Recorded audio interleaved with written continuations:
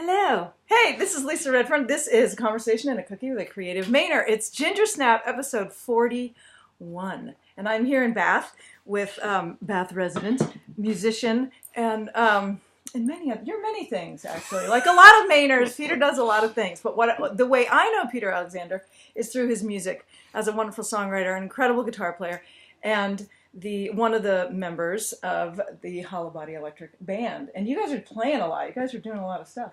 Tell the folks out there in Etherland all about it. Thanks for having me on. Yeah, this is great. Absolutely. So I'd finally be on your show.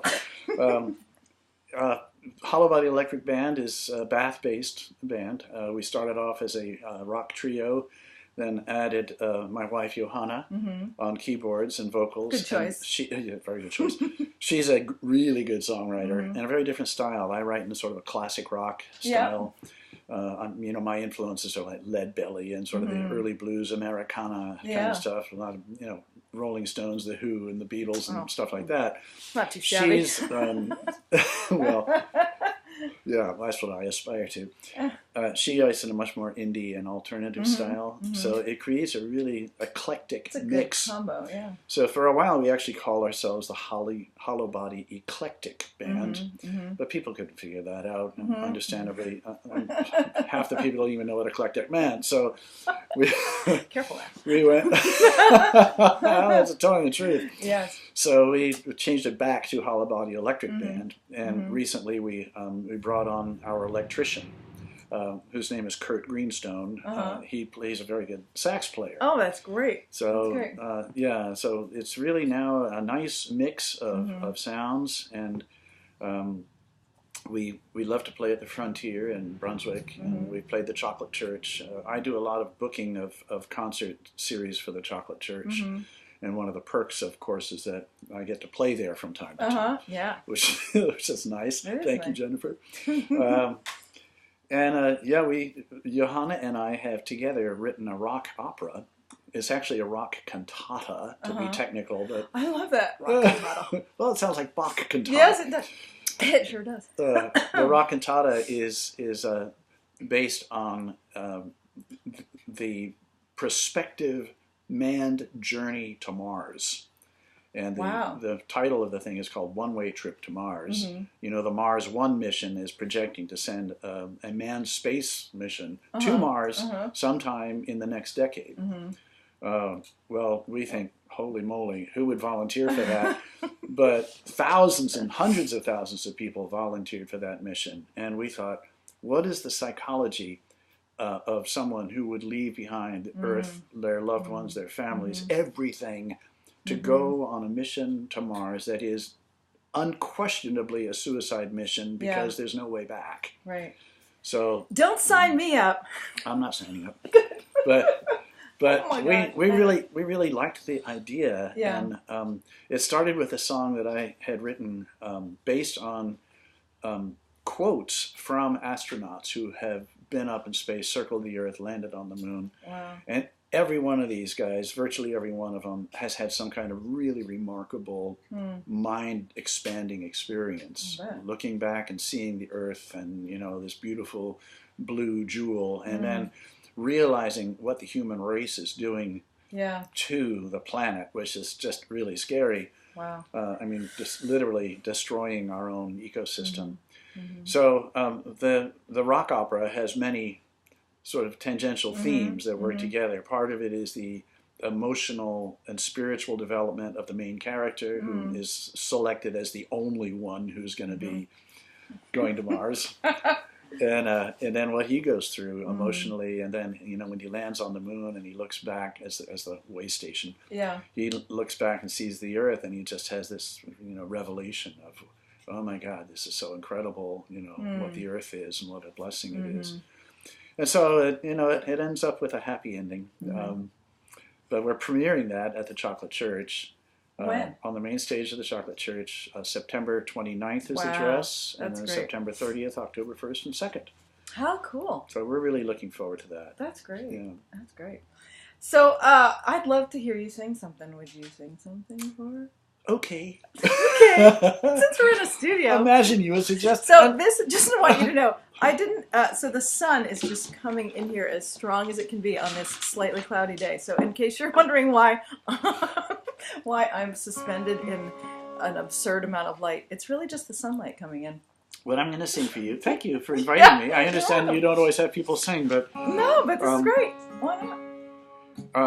I've always been intrigued by the story of Tom Dooley, and I've always hated the Kingston Trio version of it.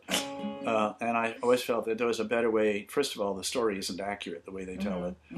Tom Dooley was a real human being. He was found in bed with his cousin when he was 12.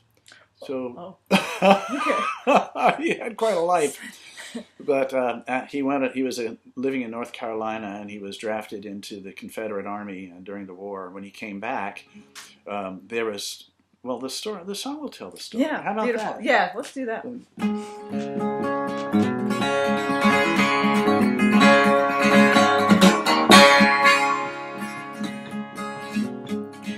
Say your prayers, Tom Dooley. Hang down your head and cry. Oh, soon you will meet your maker's son.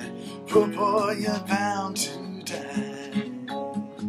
Tom Dooley loved 2 women, wanted to be his wife. One was found in a shallow grave. She was pregnant, she'd been stabbed with a knife. The other was a jealous woman. Later she died insane.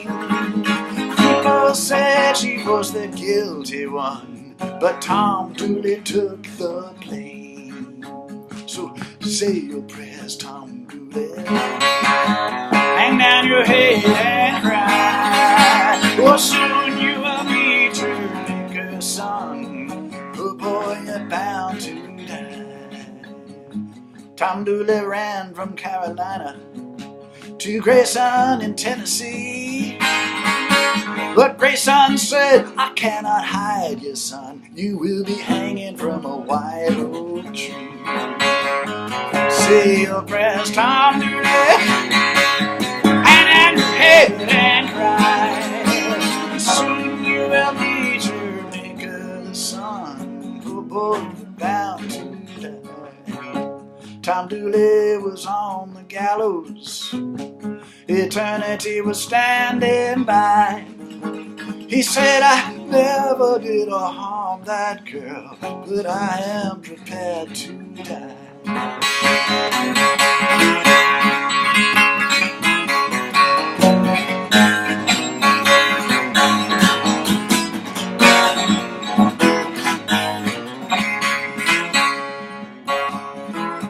This story may make you wonder why a man would give his life protecting a woman who had killed his child and his sweetheart who would be his wife. Was he guilty for loving 2 women? Was he guilty for taking a life? Oh, by the time he got to the gallows, his heart had already died. By the time he got to the gallows, his heart had already died. Say your prayers, Tom Dooley. Hang down your head and cry. Soon you will meet your maker's son. Poor boy, you're bound to die. Soon you will meet your maker.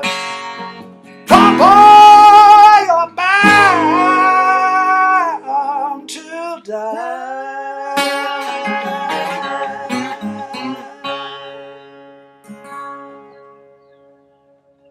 Cool. Wow, that's great. And I love it with the 12 string. It adds this extra dimension always.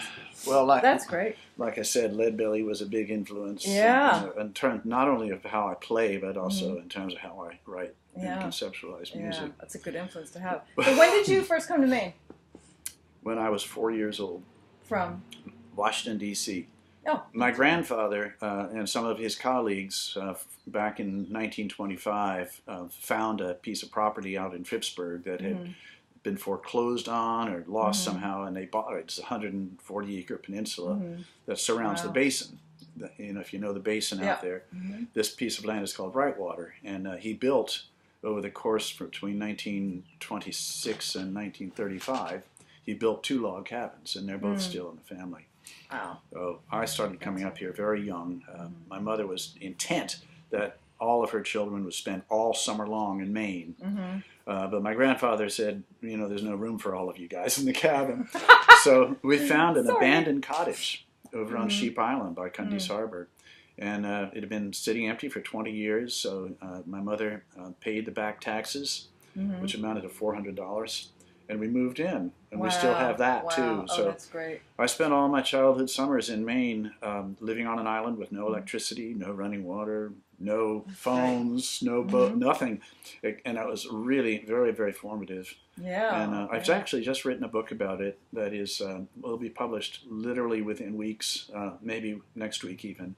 It's called The Stone from Halfway Rock. Oh, what a great title. And it's based on when I was 10 and my older brother was 15. We sailed a homemade plywood sailboat. Of course you did. From Sheep Island out to Halfway Rock, which is 12 miles out in the ocean, halfway to Portland, and back, and made it. So that was the opening chapter. But one of the chapters in the book just got excerpted in and published in Maine Boats, Homes, and Harbors magazine. Oh, that's great. In the March-April issue. I told you he's got a lot of stuff going on. Yeah. So, Peter, do you know your first word? And No. if you don't know, what do you think it might have been? Well, it was probably not sailboat or come about. It was probably mommy. Yeah, yeah. Well, my first word was cookie, so it's one of the inspirations for having a cookie. So this is the, we're actually gonna, here you go, that's yours. This is mine. This is this is the Gingersnap and the namesake of this program. And this is from Maze. Do we spend the next 20 minutes eating No, this? we're just gonna have a bite. We're just gonna have a bite. These are chewy and delicious, and the flavor is, it smells so good. Crunchy on the outside, chewy on the inside. So thank you for making these. Maze across the street. Awesome. I like to highlight a different bakery. Well, a bakery from wherever the closest bakery to wherever I do the interview. And this couldn't be closer. This may be the closest one to anyone because it's right across the street. This is the Hollow Body Studio on Center Street in Bath, and we are literally right across the street from Maze. So my next question is... Wait. Oh, this is too tasty. I mean... No, keep going. I need another bite. Yeah, go ahead. When you were a kid, did you have a car or a truck that if you could get back now as an adult, you would? Like a really cool vehicle? Yes, I had several of them. Give us one. A 1938 Packard 110 sedan. My brother... What color? Black, of course. They were all black in 1938. Oh, they were? Okay. All right. Yeah, it was a fantastic car. It was a 3-speed on the floor. Had it was called a 110 because it had a 110 cubic inch straight 6 engine. And as simple a car as you could imagine, very sophisticated for the time, but I inherited it when I was 16, and nice. I drove this to school every day, and it was. That gave you extra cool points, right? I got a few cool points because I wasn't all that cool a kid, actually. I got some mileage off that, and from the fact that I could play the guitar, but and I look back at my high school yearbook, and now it's like I don't know what my classmates were thinking. They have me depicted as looking like Keith Richard and playing a guitar, and the little thing says I always had a beautiful young lady on my arm. Well, I don't remember. That's not how you remember it. No, I remember just being insecure and lonely. There's the inside of us and there's the outside of us. That's right. Okay, is there, as a songwriter, I imagine you love to read, as I do. Not all songwriters do, as it turns out, but is there a book that you have read in the last, let's say, a couple of years that you would like to recommend to people listening? Oh, boy. Well, when you said book, the very first thing that popped in my head was Siddhartha by Hermann Hesse. Yeah. And I read that when I was my first year in college, and Me too. had the flu, and I had a week to myself with nothing to do, and I read Siddhartha, and it changed my life. I thought this was just so amazing, and just the spiritual transformation that he went through, and he lived in the world, and he rose above the world, and he did all the worldly things, and hung out with women, ran businesses, did all that kind of stuff, but he had this amazing inner life, and that really moved me very deeply and had a tremendous influence on my life. So, sure, if you haven't read Siddhartha, I highly recommend it. It's a really great book. And when you read it, you will get why it's a core book that they suggest to college students. I think in some ways, it's a good book to read again when you've actually lived some life instead of just being in college. But so is Tom Sawyer. Yeah. Well, yes. Yeah. Actually, we were about to read that with the boys. Okay. Is there? This is a tough song for musicians, but. Or a tough question. Is there a song or an album that has been like a touchstone for you throughout the years that you come back to again and again in your life? Without a doubt. Okay. Absolutely, without a doubt. In the Christmas of 1967, I'm aging myself. I'm dating myself. Right. My older brother, came home from college and gave me 2 albums. One was Jimi Hendrix, Axe as Bold as Love, and the other was The Who Sell Out, which I think probably most people don't even remember. It was the album they used to finance Tommy. Oh, okay. So a bunch of the material on The Who Sell Out sort of predicts some of the music from Tommy. Huh. But both of those were heavily influential on my musical aesthetic, especially the Hendrix. And I consider the Axe as Bold as Love the best album by Hendrix. Not everybody agrees with me. A lot of people like Electric Ladyland and some of the other stuff where he just goes wild and crazy. But he had Chaz Chandler from the Animals produce that album. And Chaz Chandler basically kept him under his thumb and said, no song longer than 3.5 minutes. So all your lead guitar work, you're going to have to fit into specific lead guitar areas, as part of the song. And so instead of singing a verse and then doing 20 minutes of crazy rock and roll lead guitar blues, Hendrix refined his lead guitar work to these absolutely unbelievably beautiful bits. I wish everyone would do that, because one thing I can't abide is a 10-minute guitar solo. But, that's me. I know a lot of guitar players would like to have that solo go on for 20 minutes, but not me.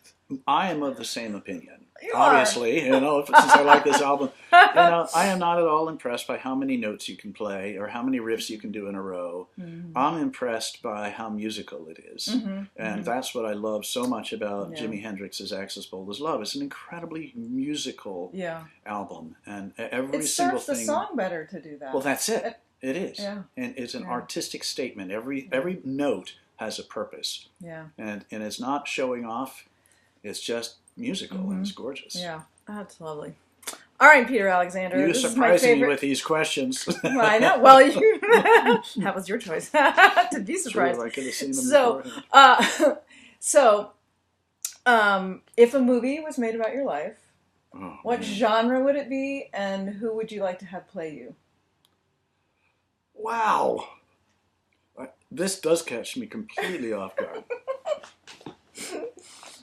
How about Ken Burns and Peter Coyote, who looks just like me? I was going to say Peter Coyote if you didn't. If you didn't, I was going to say that. Peter Coyote and I have never met each other in person, but we have mutual friends and mutual acquaintances who literally have gotten us confused. So it's pretty funny. And I was in the airport a couple of months ago on my way to... My dad still lives in D.C. And he's getting up there. He's almost 100. Wow.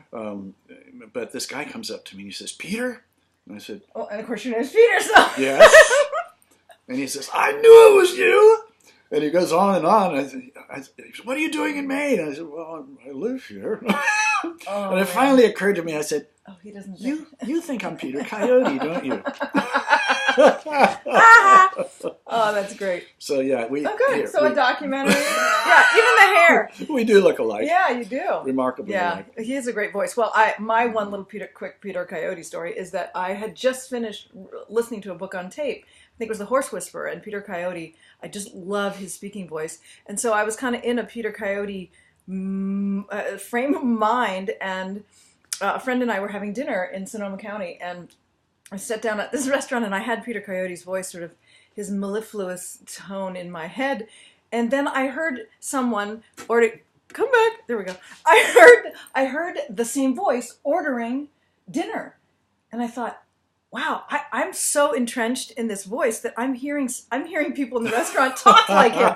And so I slowly turned around, and it was him sitting right to my back. And I said, I've just been listening to you for the last like 2 weeks. And he said, it's very nice. He was very gracious, and we talked for a little bit. And then I said, well, feel free to get back to your dinner. But anyway, it was very funny. That's sweet. All right, so tell them this is our little this is our wrap up, which is for you to just let everybody know what website, how to get a hold of you, how to find out when and where you're playing. Oh, okay. Well, first of all, we probably should mention that I have a weekly column.